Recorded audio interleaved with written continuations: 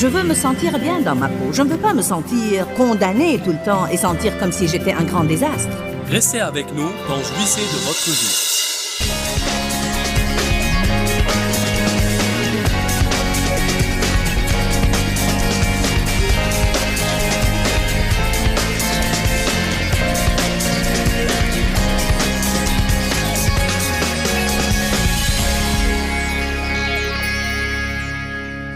Je vais vous dire une chose, je suis juste tout comme l'était Élie.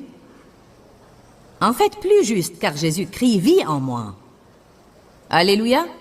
Donc s'il peut prier, je peux prier. S'il peut être émotionnellement instable et avoir l'exaucement de ses prières, alors je peux être émotionnellement instable et avoir l'exaucement de mes prières. Et vous le pouvez aussi. Allez à Ésaïe 41. Nous exaspérons le diable aujourd'hui. Car vous qui pensez que vous êtes un désastre pitoyable et qui ne priez pas avec assurance, vous allez sortir d'ici et commencer à prier pour toutes sortes de choses radicales et Dieu va vous les donner. Et vous allez être heureux. Ensuite, si vous êtes heureux, vous pouvez rendre quelqu'un d'autre heureux.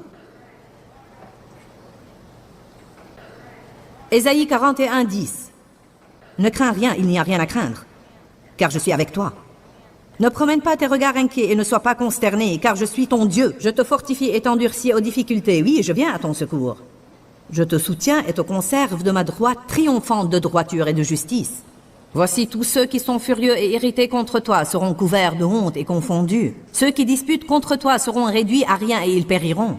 Tu chercheras ceux qui disputent contre toi et ne les trouveras plus. Ceux qui luttent contre toi seront réduits à rien, réduits au néant. Car je suis l'Éternel, ton Dieu, qui fortifie ta droite. Je suis l'Éternel qui te dit, ne crains rien, je viens à ton secours. Maintenant, faites attention. Ne crains rien, vermisseau de Jacob. Alléluia! Quand vous êtes vers eux, Dieu va toujours vous aider. Je ne sais pas ce que vous en pensez, mais je tire beaucoup de consolation de cette écriture. En d'autres termes, quand nous commençons au verset 10, nous pensons, eh bien, il s'adresse sans aucun doute à quelqu'un qui s'est ressaisi. Tu n'as pas à vivre dans la peur, je suis avec toi, je te tiens la main, mon esprit est sur toi, je vais t'aider, et puis quel que soit l'ennemi qui vient contre toi, je vais vaincre tes ennemis. Nous pensons, oh, si seulement je pouvais vivre comme ça pour avoir ce genre d'aide. Ensuite, il continue et dit, ne crains rien, vermisseau de Jacob. Je viens à ton secours, dit l'Éternel. Ton Sauveur est le Saint d'Israël. N'est-ce pas bon de savoir que même quand vous ne faites pas tout juste, Dieu va quand même vous aider? Allez à Hébreux 4.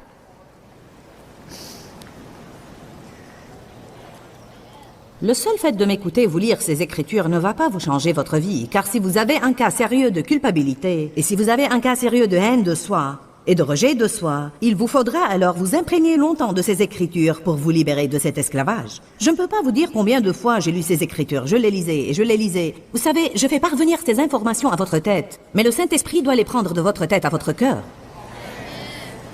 Vous devez parler avec Dieu et dire, d'accord Dieu, j'ai entendu Joyce, je sais qu'elle a raison, mon cœur en rend témoignage. Tu dois faire ce travail dans ma vie. Je veux me sentir bien dans ma peau. Je ne veux pas me sentir condamné tout le temps et sentir comme si j'étais un grand désastre. Je sais que j'ai des problèmes, mais je crois que tu me changes. Je ne suis pas là où je dois être, mais Dieu merci, je ne suis plus là où j'étais. Et la Bible dit, je peux prier avec assurance pendant que je grandis en toi. Et alors que je change, je peux toujours prier et avoir l'exaucement de mes prières. Je veux commencer à avoir une vie de prière puissante et assurée. Mais j'ai besoin que tu m'aides, Dieu, que tu m'emplisses de confiance, afin que je puisse aller de l'avant et faire ce que tu veux. Je priais dernièrement pour plus de confiance. Dieu, je veux plus de confiance. Je veux avoir plus d'assurance et exceller dans les choses que tu me demandes de faire. Dieu enlève toutes sortes de sentiments d'insécurité ou tout sentiment de culpabilité et de condamnation. Si je fais quelque chose de mauvais, dis-moi, je vais me repentir, mais c'est tout ce que je peux faire à ce propos, je ne peux pas payer. Jésus a payé pour vos péchés. Vous n'êtes pas obligé d'essayer de payer une chose qui a déjà été payée depuis longtemps. Amen? Allez, secouez-vous. Quand la vipère a mordu Paul, il l'a secoué. J'aime traiter avec le diable ainsi. Allez. C'est ce que je pense de toi, diable.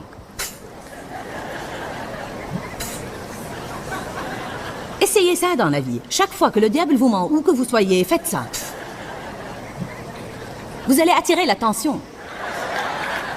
Car certains vont passer la journée à faire ça. Quelqu'un pourrait penser, tu as un problème? Que fais-tu? Je secoue le diable. N'est-il pas génial de s'amuser à l'église? Cela exaspère le diable aussi. Il veut que nous sanglotions tous ensemble aujourd'hui.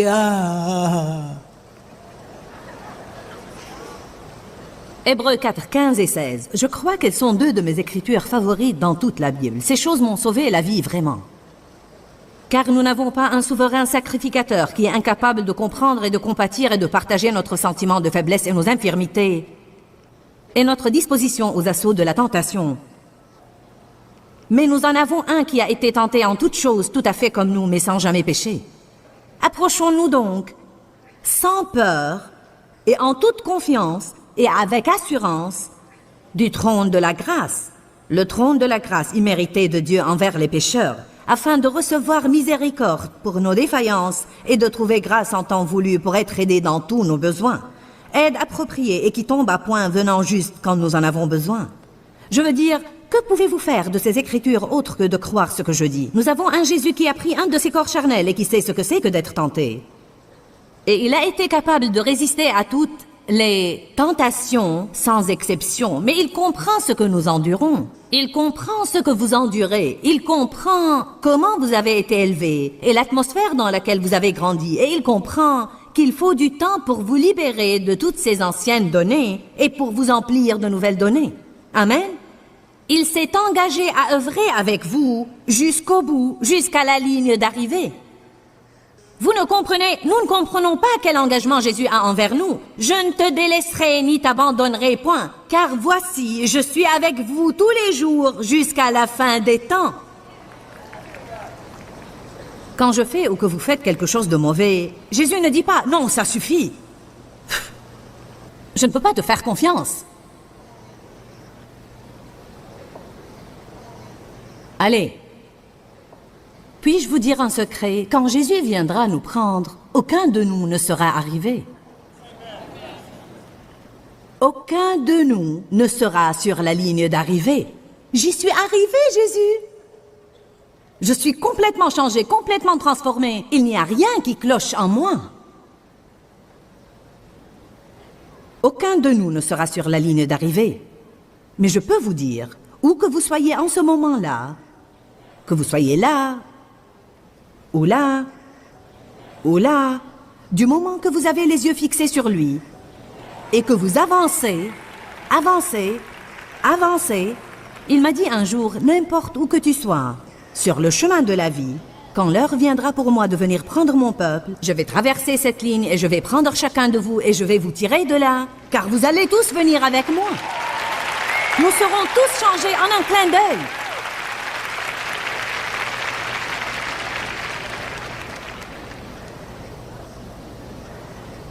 Si je suis au Grand Canyon et si sa largeur est de 14 km et j'étais championne de saut en longueur... Je veux dire, je ne peux pas sauter très loin. Combien penses-tu que je puisse sauter, Dave? 30 cm. Ah, combien un champion de saut en longueur peut-il sauter? Le meilleur? À peu près 8 à 9 mètres, d'accord. Alors, je ne peux pas sauter très loin. Je peux sauter environ 30 cm, mais le champion de saut en longueur dans le monde entier peut sauter 9 mètres. Il n'y a pas de différence. Si la largeur est de 14 km, nous aurons tous les deux besoin d'aide. Arrêtez de vous comparer à tous les champions de saut en longueur chrétiens. Sœur super chrétienne qui se lève chaque matin à 4 heures et prie pour 5 heures. Et la dame que vous connaissez qui a mémorisé tous les psaumes. Peut-être que vous êtes comme moi et vous ne savez toujours pas où certains livres se situent et vous devez recourir à l'index. Je prêche depuis 25 ans. Je n'ai pas perdu ma licence. Vous savez pourquoi? Parce que Dieu m'a ointe. Et il ne m'a pas ointe parce que je suis une femme extrêmement intelligente ou parce que je jouis d'une éloquence magnifique. Il m'a ointe parce qu'il a regardé mon cœur. Amen. Dites à celui qui est à côté de vous, donne-toi une chance.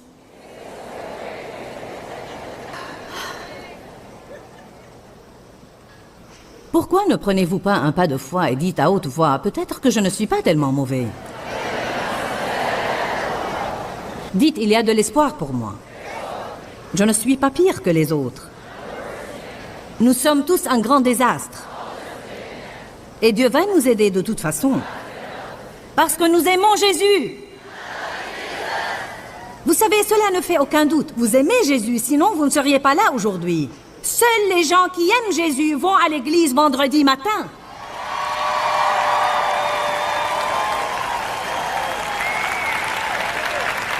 Il vaudrait mieux arrêter de laisser le diable vous dire combien vous êtes fichu. Qui a pris des vacances pour être là? Wouhou! Combien de gens ordinaires prennent leurs vacances pour venir à une réunion comme ça? Vous êtes des excentriques. Vous devez être de ces gens naturels qui ont l'intention de mener une vie surnaturelle. Vous devez être de ces gens ordinaires qui ont décidé de marcher dans une force extraordinaire. Ne nous sentons-nous pas mieux? Nous nous sentons tellement mieux. Le Seigneur soit loué. Allez à Éphésiens 1.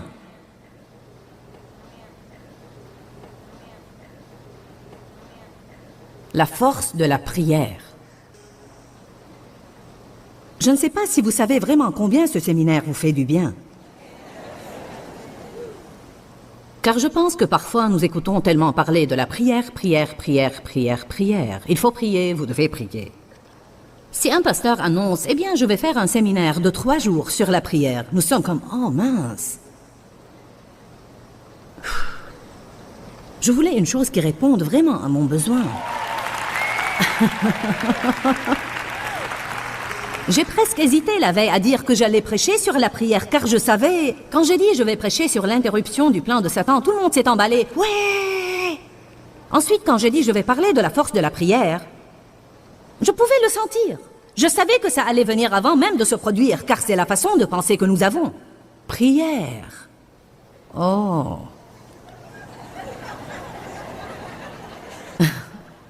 Mais si nous comprenions vraiment la force qui est à notre disposition, il lui a été donné un nom au-dessus de tout nom, afin qu'au nom de Jésus-Christ, tout genou fléchisse dans les cieux, sur la terre et sous la terre. Le nom au-dessus de tout autre nom. Le nom au-dessus du nom du cancer, le nom au-dessus du nom de la pauvreté, le nom au-dessus du nom de la toxicomanie, le nom au-dessus du nom du divorce.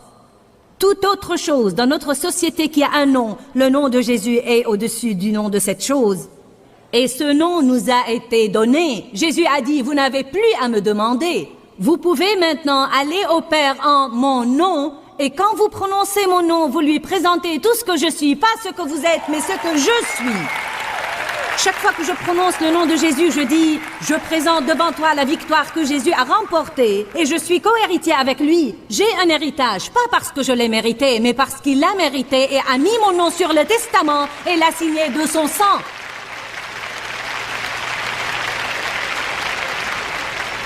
Je vais prier avec assurance, pas parce que j'en ai le droit.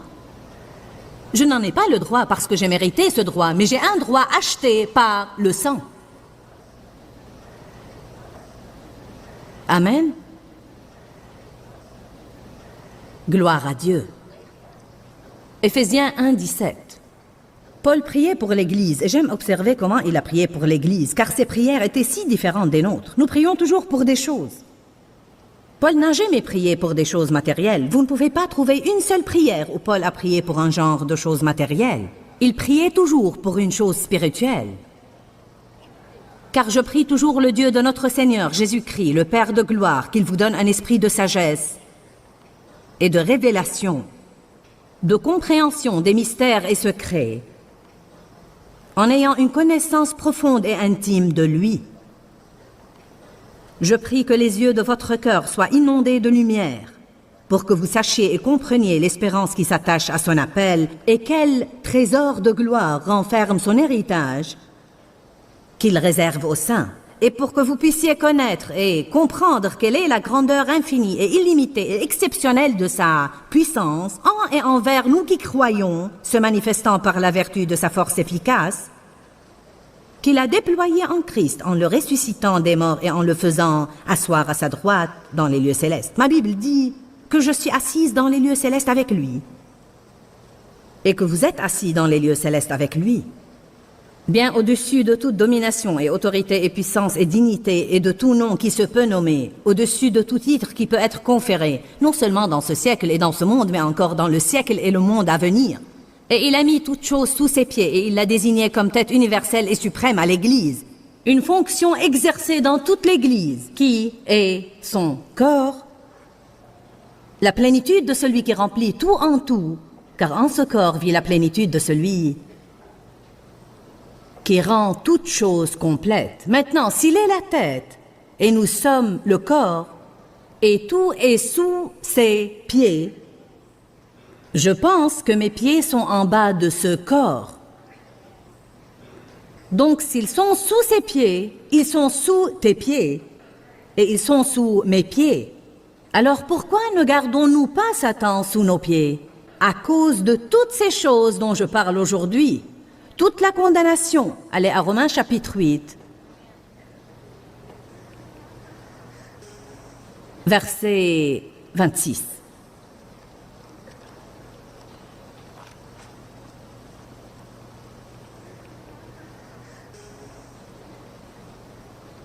De même aussi, le Saint-Esprit nous vient en aide et nous encourage dans nos faiblesses, car nous ne savons pas quelle prière offrir, ni comment l'offrir comme il faut. Si ça ne vous dérange pas d'écrire sur votre Bible, encerclez la phrase comme il faut. Voilà notre problème. Je n'y ai jamais fait attention dans Romains 8, 26, et j'ai probablement lu cette écriture 1000 fois. Mais c'est une partie très importante de ce verset. Il dit, non seulement nous ne savons pas prier, mais nous ne savons pas offrir nos prières comme il faut. En d'autres termes, je ne suis pas digne de prier. Et alors je le sens. Quand je vais à Dieu pour qu'il réponde à mon besoin, il y a toujours ce sentiment de « je sais vraiment que je ne le mérite pas ». Du moins jusqu'à ce que vous surmontiez ça. Et franchement, je ne ressens plus cette chose. Je demande les choses les plus extraordinaires que vous puissiez imaginer. Et je reçois beaucoup d'elles. Je veux dire, je prie pour des opportunités radicales et des portes m'ont été ouvertes. Et il est impossible que quiconque puisse ouvrir ces portes-là autre que Dieu lui-même. Personne ne pouvait le faire autre que Dieu. Nous étions les premiers à apparaître à la chaîne de télévision Star, qui est en fait un réseau laïque qui couvre en réalité le continent entier de l'Asie. Alors, ils nous ont invités à émettre sur leur réseau laïque, prêchant l'évangile de Jésus-Christ en Chine et Hong Kong et Vietnam et tous les pays que vous pouvez imaginer là-bas. Moi, Joyce Meyer de Fenton. C'était comme, peut-il sortir de Nazareth quelque chose de bon? Je veux dire, qui a entendu parler de Fenton? Personne. Quand j'avais d'abord commencé à avoir quelques engagements pour prêcher, j'allais avec mes cassettes et nous entendions les gens dire, qui est Joyce Meyer? Quelqu'un a jamais entendu parler d'une Joyce Meyer? D'où est-elle? Je me sentais comme, oh, je ne fais pas le pas, je ferais mieux de rentrer chez moi. Mais Dieu me disait, reste là où je t'ai mise. Ne t'en fais pas pour ce qu'ils disent, ni pour ce qu'ils pensent. Quand Dieu s'apprête à faire quelque chose dans votre vie, tous les diables de l'enfer ne peuvent l'arrêter et personne sur terre ne peut l'arrêter si vous gardez vos yeux sur Dieu. Amen. Un seul coup de fil, la personne qu'il faut, une connexion divine peuvent changer tout le cours de notre vie. Nous ne vivons pas avec assez d'attente. Bien sûr que nous attendons, mais nous attendons davantage de la même sorte de futilité que nous avons. Eh bien, je n'attends plus de futilité. J'attends une grâce radicale aujourd'hui. Quand je sors déjeuner, je m'attends à avoir la meilleure table. Quelqu'un va probablement m'offrir mon repas, je vais m'y attendre aussi.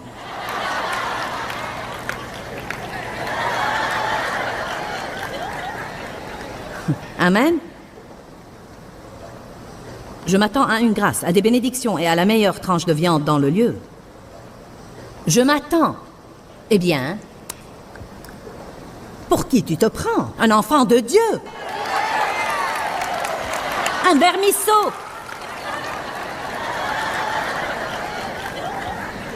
Je bénirai ton arrivée et je bénirai ton départ. Je bénirai ta corbeille et ton grenier.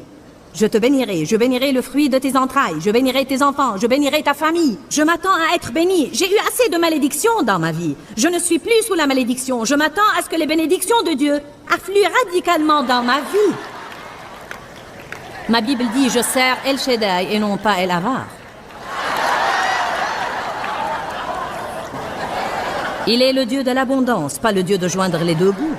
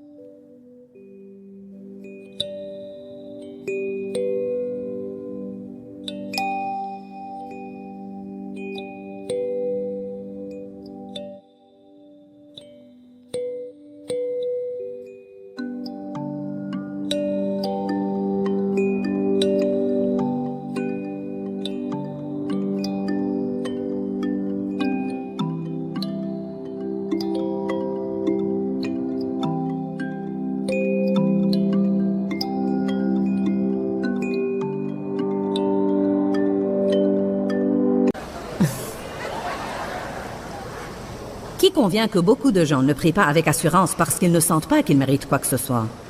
Certains d'entre vous, Dieu ne peut pas vous forcer à accepter une bénédiction. Je veux dire, je rencontre des gens comme ça tout le temps. J'ai 2 personnes en ce moment-là et Dieu se sert de moi pour les aider. Je veux dire, j'essaye de leur donner quelque chose. Oh non, non, non, non, non, non, non, non, non. Cela m'énerve vraiment. C'est comme, si je veux te bénir, n'essaye pas de me repousser. Amen. Quelqu'un qui travaille pour nous, je lui ai acheté un cadeau d'anniversaire. Il est là, n'importe où Larry est. Il est là-bas quelque part. Oh non, a-t-il dit, tu ne dois pas faire ça pour moi. J'ai dit, Larry, est-ce que tu vas ouvrir ton cadeau d'anniversaire ou pas?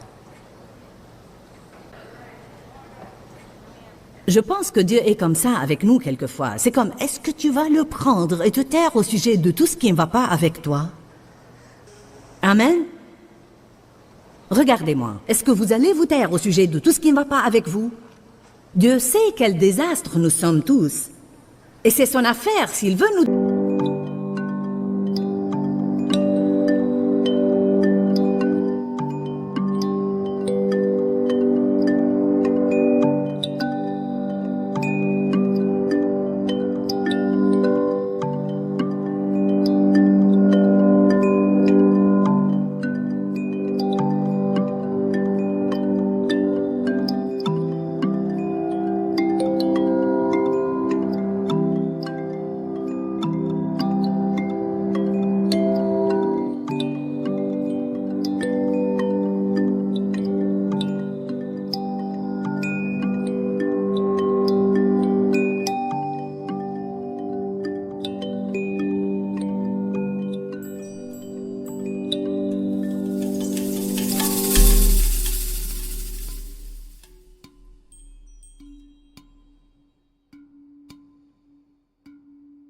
donner miséricorde et nous bénir.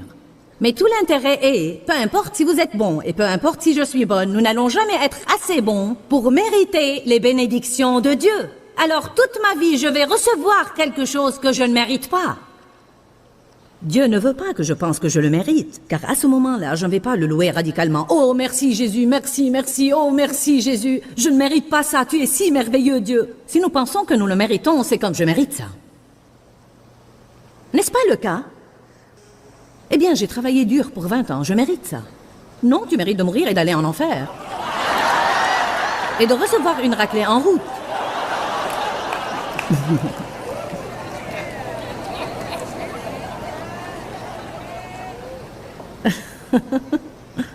Eh bien, moi aussi. C'est ce que nous méritons, mais Dieu merci, il a pris ce que nous méritons et nous prenons ce que Jésus mérite. Ceux qui croient au Seigneur Jésus-Christ, ceux qui l'ont accepté comme leur Seigneur et Sauveur, sont vraiment des gens ordinaires qui ont accès à une force extraordinaire. Nous pouvons libérer cette foi en priant et ce faisant, nous interrompons le plan de Satan pour notre vie. Si Satan a un plan de destruction et que vous pouvez interrompre ce plan, pourquoi ne pas le faire? La prière est un privilège. La Bible dit « Vous ne possédez pas car vous ne demandez pas ». Nous devons prier beaucoup plus et nous plaindre et murmurer beaucoup moins. Dis-leur que je les aime. Dans ce livret, Joyce Meyer donne une révélation de l'amour de Dieu pour nous. Pour obtenir ce livret gratuitement, écrivez-nous à Joyce Meyer, boîte postale 40095-6300 Larnaca, Chypre. Ou bien visitez notre site web www.joycemeyer.org/fr.